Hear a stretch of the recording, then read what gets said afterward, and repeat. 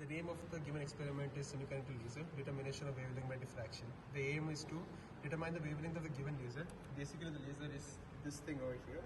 And we're finding the wavelength of this using a diffraction grater, and the grater is supposed to be this, which splits the given light source of the laser into several points, which is going to be displayed on that graph sheet, which is supposed to plot using the clips provided in the apparatus.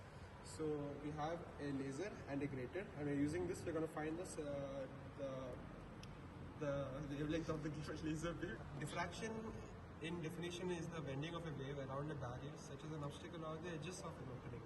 So that's basically what's happening in the apparatus over here. So now, in this experiment, what we're supposed to do is, as given by the manual, we're supposed to take two readings for two distances. One is L1 taken as 60 centimeter, and one is L1 taken as 70 centimeter. So the first thing we are going to do is going to set the given apparatus to 60 centimeter. And as you can see, it is set exactly at 60 centimeter distance. So the next thing you should note down in the observation note is that you should note down N, which is 500 LPI, and this LPI stands for lines per inch, and LPI is supposed to be converted to LPM, which is lines per meter, which is in the standard metric form. And so we get 2000 LPM by using this. So you note the L1 and we plot a table. The table should consist of the order of the spectrum. We get the order of the spectrum by the lines plotted on the graph.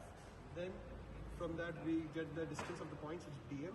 Then we find the diameter xm, which is equal to dm by 2, the radius, and theta is tan inverse of xm by l, and then sine theta by l. And then we take an average of these values. And so now we're going to start the experiment. First thing I'm going to do is turn the apparatus on. And we're gonna use one point as center point, which is gonna be that. And we're gonna take 5 points from the left side. 1, 2, 3, 4, and 5. And we're gonna take 5 points from the right side, which is 1, 2, 3, 4, and 5. And once we're done with that, we switch the apparatus off. And we take the graph sheet off from the apparatus, just like that.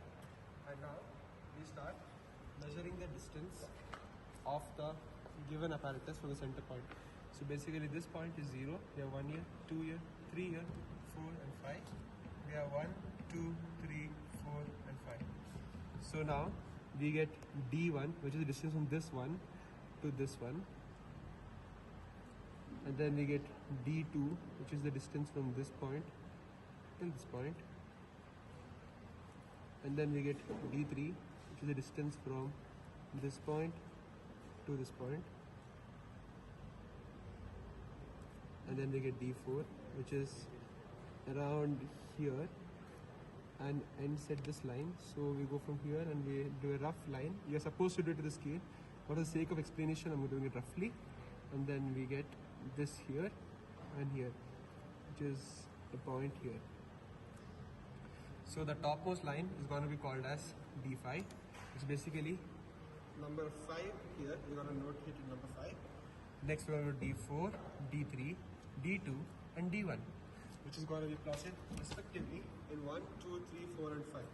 So if you actually record this, measure this, you're going to get the values as 1.6 centimeter, 3.2 centimeter, 4.6, 6.2 and 7.9.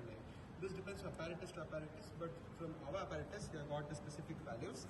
So now we're going to discard this sheet and keep it aside for a while because we don't want it now. And we're going to find the radius by dividing by the 2, which is the xm.